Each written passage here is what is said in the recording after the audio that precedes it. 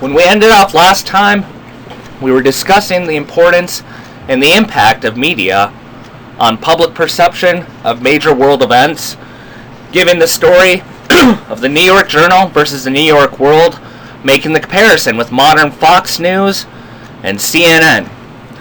What we identified was, despite the fact that an investigation had not yet even begun into the destruction of the warship Maine, the New York Journal was already advertising on its front headlines that the warship had been destroyed by the Spanish Empire and that Spain had attacked the United States. The other important thing to remember about this war is that images are the main way that people understand the world. And we look back at what oftentimes historians have called the splendid little war. We remember Theodore Roosevelt as the great war hero of the Spanish-American War. The reason why we remember Roosevelt this way is that when Roosevelt leads his Rough Riders into Cuba to liberate the island, he's traveling with 15 different journalists. And the only journalists who are taking photographs there in Cuba for the Spanish-American War are embedded there with Teddy Roosevelt. So the American people don't see any of the fighting going on with any of the other units. They only see images of Teddy Roosevelt and associate him as the great war hero of the Spanish-American War. The other thing we need to talk about is popular culture when it comes to public perception. Every good war needs a good soundtrack to rile people up, and just 1 month after the destruction of the warship Maine, before war had been declared, a song called "Awake United States" was released to try and get American public opinion rallied up for a war with Spain. The lyrics of the song go, "How proudly sailed the warship Maine, a nation's pride without a stain. A wreck she lies, her sailors slain, by treacherous butchers, paid by Spain. Eagles soar on high, and sound the battle cry. Wave the starry flag, in mire it shall not drag. Awake, it is no dream, dost thou hear the sailors scream? Comrades, will you go, avenge the cruel blow." Now the problem with a song like this is it portrays that American soldiers were murdered by the Spanish, which of course rallies up American public opinion in support of war.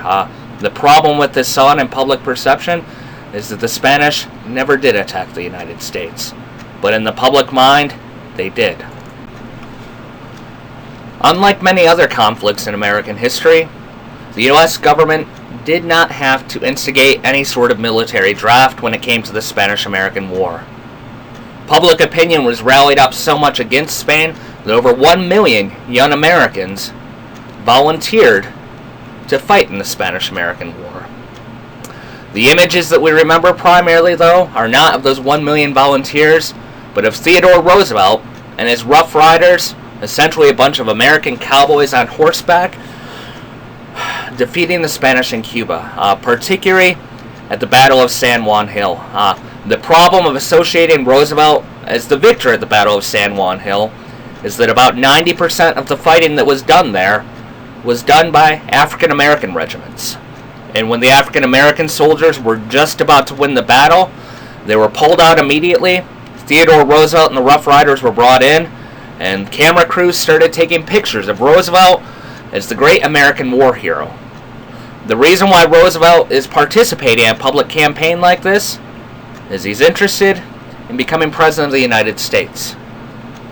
And the other reason why we can get so many people to volunteer is that American politicians and media sources are drawing comparisons between what was currently going on in Cuba and American history, in particular for the fact that when the United States was a colony and rebelled against Great Britain, the main reason why we were able to win our independence was that France came to our assistance. Essentially, many American politicians are arguing that now it's time for the United States to pay it forward. And since Cuba was trying to get independence from the Spanish Empire, that Americans needed to pay that favor forward and to assist the Cubans just as the French had assisted us.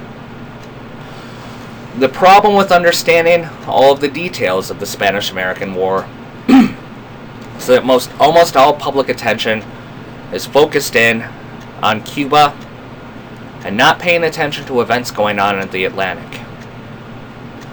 On May 1st, in Manila Harbor in the Philippines, American Navy is going to attack the Spanish Navy. At this point, throughout their entire global empire, the Spanish only had 50 ships left in their entire navy. Of those 50 ships, 40 of the 50 were stationed in Manila Harbor, just right there at the Philippines. Which means, essentially, Spain is a sitting duck. American battleships sailed to the Philippines from the British naval bases at Hong Kong, and one single battle knocked out 40 of the 50 ships in the Spanish Navy. And the problem is, for an empire, if an empire does not have a navy, it can no longer be an empire. At the same time, after we have taken out the fleet there at Manila, American soldiers invade the Philippines and begin an occupation. And the Filipinos believe that those American soldiers are there to liberate them, just as American soldiers were in Cuba at the time, liberating them. In the big picture, and it's one of the main reasons why Congress supported this war, is the war only lasts 4 months. Altogether, the United States loses 5,500 soldiers, but out of the 5,500, only 379 die in battle. The main cause of casualties for American soldiers in this war was disease and malaria. We had hopped into this war so quickly that they did not take enough supplies of quinine with the soldiers, which is the main medicine to cure such things as malaria. At the end of the day, very few Americans died in this war. The victory was quick and swift, and it didn't cost Americans much. Coming out of this war, though, the Spanish Navy had essentially been destroyed, which now means, combined together as allies, the British and the Americans control the oceans of the world. And at the end of the war, when the United States sits down with Spain at the Treaty of Paris to officially bring an end to the war and sign a treaty, Spain hands over all of her colonies to the United States, which now means that Cuba, Puerto Rico, the Philippines, and Guam have now been given to the United States as colonies. And now the question is, if the United States came into this war to assist a colony in getting freedom and liberation, and at the end of the war, we are given colonies and told that we are now part of the Imperial Club, do you give those colonies freedom? Or do you follow your European counterparts and also start the process of expanding out an American empire? The great problem we're going to see is that 1 month after American soldiers arrived in the Philippines, and the Filipinos believed that they were there to assist them in liberation from Spain, the Filipinos declared themselves independent from the Spanish Empire. And if we read the Declaration of Philippine Independence, it's a very powerful statement. June 12, 1898, it states, "And having as witness to the rectitude of our intentions the Supreme Judge of the universe, and under the protection of our powerful and humanitarian nation, the United States of America, we do hereby proclaim and declare solemnly, in the name by the authority of the people of these Philippine Islands, that they are and have the right to be free and independent, that they have ceased to have allegiance to the Crown of Spain. Imbued with firm confidence in divine providence, we hereby mutually bind ourselves to support this declaration with our lives, our fortunes, and with our sacred possession, our honor. The signatories solemnly swear to recognize and defend it until the last drop of their blood." The problem now facing the United States is the Filipinos, if we read this, they believe that their independence movement is inspired by is supported by God. They believe they're on a holy mission. And the founding fathers of the Philippines have said at the end of this statement that they will defend the independence of the Philippines and this holy mission down to every single drop of blood that they have in their veins. So when President McKinley decides after the Treaty of Paris to not recognize Philippine independence and to keep the Philippines as an American colony, we're going to have a real crisis on our hands. Now, if we remember back to Howard Zinn's video a couple of weeks ago, where Howard Zinn talked about alternative historic heroes, where he described Theodore Roosevelt as a warmonger and praised Mark Twain for his anti-imperialist activism. What Howard Zinn was referring to was the creation of the Anti-Imperialist League in the year 1899. What we need to understand about the Anti-Imperialist League is this is not a small organization on the fringe of American politics. This is a massive coalition whose leaders represent the mainstream of American political views, trying to create a broad public coalition against the creation of an American empire. If we look at some of the main members who are going to lead the Anti-Imperialist League, Mark Twain is going to be the president of the Anti-Imperialist League. Andrew Carnegie, who is the largest steel producer in the United States. Samuel Gompers, who is head of the American Federation of Labor. Former President Grover Cleveland, and the suffragette leader, Susan B. Anthony. During its existence, the Anti-Imperialist League is going to gain over 500,000 members throughout the United States to try and build public support in opposing the policies of President McKinley and his Vice President Theodore Roosevelt. The main themes that the Anti-Imperialist League highlight is they say that this war with Spain was pre-planned and premeditated. That if you looked at the reality of the Naval War College, then in the year 1894, the Naval War College had actually prepared very specific plans that if a war ever broke out with Spain, how the American Navy could destroy the Spanish Navy and have the United States take over her empire. Another important piece of evidence saying that this war was premeditated was that several months before this war even began, the United States overthrew Queen Lily of Hawaii and made Hawaii an American protectorate. Essentially, the argument being that American politicians wanted this war and that they were waiting for any excuse to simply trigger this war. And that media coverage of the explosion of the battleship Maine was exactly the excuse that they needed. That this was not war for freedom and liberation and to protect the United States, but was a premeditated war to create an American empire. Many of these leaders also argued that based upon American history, that the United States, by its very nature and its founding, could not be an imperial nation. Since we were the first major British colony to break away from the British Empire, and since our own Declaration of Independence had inspired anti-imperial revolts throughout the world, that America could not be an empire.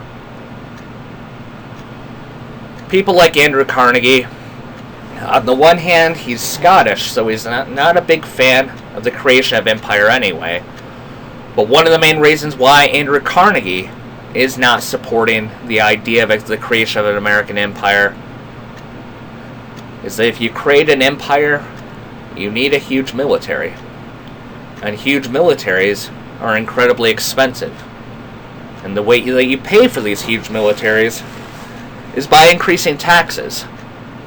And this is essentially Andrew Carnegie saying, as one of the wealthiest men in the United States, I don't want to have to pick up the tax bill for the creation of an empire. Andrew Carnegie believes that his product is quality enough that he can compete on international markets without actually conquering areas and forcing colonies to have to buy his products. The main thing that this group is critiquing, though, are the dynamics of the American-Philippine War. For our readings this week, I intentionally did not assign Larry Schweikert's section or Howard Zinn's section on the Spanish-American War. The main reason being is I think Howard Zinn gets a little bit over the top in terms of drawing on people's heartstrings. I think that Larry Schweikert's section is very dishonest. Now, if we look at this brief section from Larry Schweikert, he starts off talking about the American-Philippine War, saying, "Some historians dismiss these Christian expressions of concern for the Filipinos as insincere excuses for national economic expansion." What Larry's trying to get at, and it's an important point, is that much of the rhetoric at the time from American leaders talked about civilizing the Philippines and sending in Christian missionaries to try and win the Filipinos over from being Roman Catholics into being Protestants. And yeah, it's an important point. I mean, my own family, my grandfather was a missionary in the Philippines. I think he went 4 different times throughout his life for the Seventh-day Adventist Church. And for my grandfather, interaction with the Philippines very much was about Christian expressions of concern. But the main difference is my grandfather went to the Philippines as a missionary in the 1960s. Now, missionaries who are being sent in at this point, we've got to ask, are they being sent there to save souls and to assist Filipinos, or are they part of a larger phenomenon of American empire? Larry goes on to say, "A guerrilla war of brutal proportions witnessed both sides engaging in torture and atrocities." That is a true point. He goes on and says, "The insurgents quoted the anti-imperialists, inspiring the rebels and contributing to the death of U.S. soldiers." If we pause there, Larry is blaming the death of American soldiers on Mark Twain. He's saying since people like Mark Twain are speaking out against this war in public and not simply blindly supporting the president, that this is empowering enemies of the United States and that Mark Twain should be blamed and his patriotism called into question. Larry then goes on to say the islands remained U.S. possessions until World War II. This is also true. He goes on and says, "Never before in history had a nation so willingly, and in general so peacefully, rescinded control over so much territory and so many conquered people." If one were to only read Larry Schweikert's section on this, you would get a very distorted view on the actual history that went on here. Number one, the Filipinos declared independence in 1898. And yes, we did give them independence in 1946, but for almost 50 years, we refused to give them independence. And when Larry talks about the peaceful transition, Larry fails to mention that in this brutal war between the insurgents and American soldiers, that when it looked like Americans might not win, we asked our British allies for advice on how to control the Filipinos. And they advised the Americans to open up concentration camps.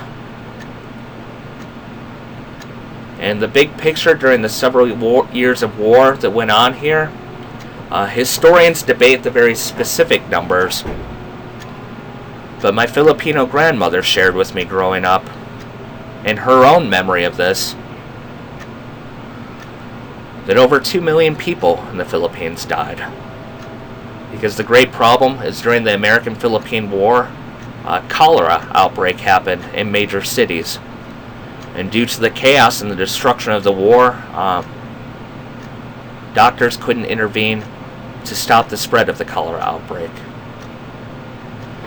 And if Larry knows that perhaps several million people died in this war, and that the United States utilized concentration camps, then simply talk about this as Christian expressions of concern and peacefully rescinding control is not an honest or an accurate statement.